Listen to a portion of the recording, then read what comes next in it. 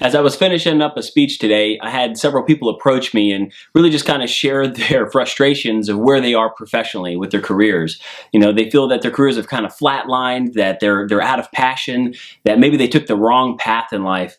And I've been there. It sucks, man. Taking somebody else's advice, maybe a career counselor, someone kind of guiding you and help giving you direction, landed you where you wouldn't have picked on your own. That maybe you didn't do the evaluation and kind of the soul searching early on in your career. Well, the good news is, if you're young, you've got the opportunity to do it right. So watch videos like this, read my book, Your Spot on the Mountain, and make sure that you're going down the right path.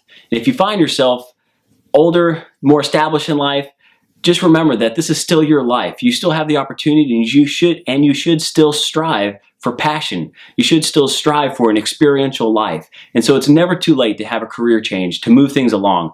Lord knows that I've done it probably a dozen or two times in my lifetime, and I'm sure I'll do it and redefine myself several more times before I end up retiring. We spend so much of our times early on in our lives establishing and developing skill sets that we wouldn't have really picked on our own. Maybe taking the advice from friends and family, or a career counselor who's telling us what the next latest hot emerging market is. Instead we need to sit back and say, what are we good at? What are we really bringing to the game of life?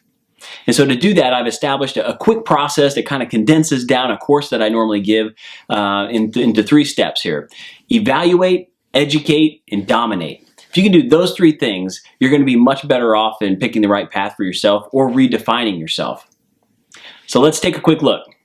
Evaluate. The first step you've got to do is you've got to sit down and evaluate yourself. You got to be honest with yourself. It's not always the easiest thing to do, but you got to determine, where are my skill sets? What am I really bringing to the game of life? Have I been working on something that maybe I'm not all that good at my entire life, and trying to develop the second half of me rather than honing in on the part of me that I can contribute easily, that I'm passionate about, that comes, first nature to me?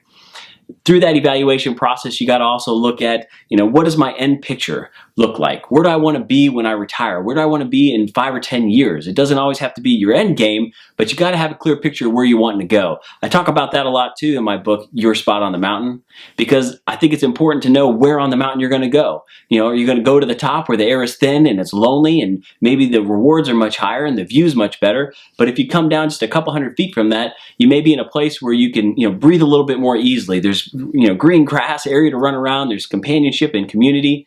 And so really evaluate that end picture and where it is you want to go in life. So matching your passion with where you want to go and your skill set, best way to do the evaluation. Step 2, educate. So many of us say that we're passionate about something, yet we never take steps to educate ourselves, or to become the authority on the topic that we say we're passionate about. We want to be an engineer, or we want to be whatever it is in life. Then we got to go out and get that education. We got to take classes. We got to take courses. We got to read books. We got to read every book on the topic that we can. So get out there, be the authority, become the authority, so that you can, correctly articulate what it is that you're saying you're the best at. No one's going to believe you if you don't have the skill set and the knowledge to back it up. The third thing is dominate. You've got to dominate your area of passion, your skill set, what it is you want people to know you for. Try taking a look at your personal brand. How do you look? How are you presenting yourself on social media? Are you putting out blogs and video posts and posts on your Facebook and LinkedIn section talking about the things that you want to be an expert at? You did the evaluate, you educated yourself. Now you got to dominate and share that. I hope these tips helped you. I hope that they will help you define and at least start the process of defining who it is you want to be and how to get there properly. Thanks so much. We'll see you out there. And don't forget, evaluate, educate, dominate.